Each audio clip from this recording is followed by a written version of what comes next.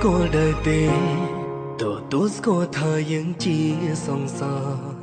គឺជាសង្សារដែលស្រឡាញ់គ្នាបានមុំមិនបានធ្លាប់ធ្វើដៃគ្នាសន្យាអត់នាងណាមួយមិនបានតែពេលនាងគេអាចអត់ខ្ញុំក៏បានធ្លាប់តែដើរកាន់ដៃគ្នាព្រាមិនដើរឃ្លាតឆ្ងាយពីគ្នាពេលនាងទៅណាបានហើយបាត់ទាំងមនុស្សដែលធ្លាប់ស្រឡាញ់បានត្រឹមតែអួយដើមកងអង្គុយចាំគេវើវិញបើសិនជាឈុំស្រឡាញ់ប្រាំឲ្យបងដឹងផងគុំតាំងឲ្យខ្ញុំយំតែម្នាក់ឯងបែបនេះគុំតាំងឲ្យខ្ញុំគេងនឹងដល់ក្រុងនាទីបេងដងខ្ញុំគ្មានចំណែកទីពីរគឺមានតែមួយឲ្យទៅអស់ហើយ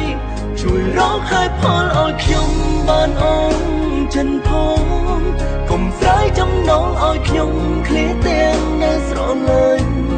បើសិនរឿងនេះធ្លាក់លើអ្នកវិញតើខត់ទឹកភ្នែកកុំឲ្យហូរបានទេទឹកភ្នែកហូររកហេតុផល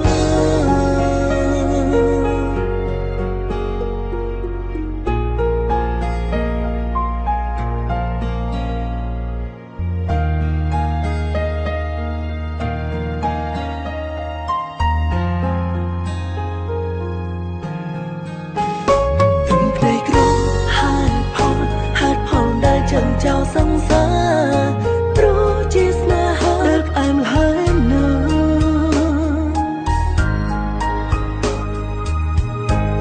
ធ្លាប់តែដើរកាន់ដៃព្រាមិនដើរឃ្លាតឆ្ងាយពីគ្នាពេលនាងទៅណាបានហើយបាត់ទាំងមនុស្សដែលធ្លាប់ស្រឡាញ់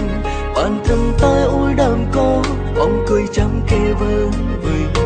បើសិនជាឈុំស្រឡាញ់ប្រាំឲ្យបងដឹងផងគុំតាំងឲ្យខ្ញុំយំតែម្នាក់ឯងបែបនេះគុំតាំងឲ្យខ្ញុំគេងនឹងដល់ក្រុងនាទីបេងដងខ្ញុំគ្មានចំណែកទីពី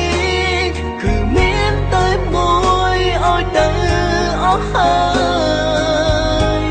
ជួយរកហេតុផលឲ្យខ្ញុំបានអងចិនផងកុំស្រ័យចំណងឲ្យខ្ញុំឃ្លាតទាំងនៅស្រលាញ់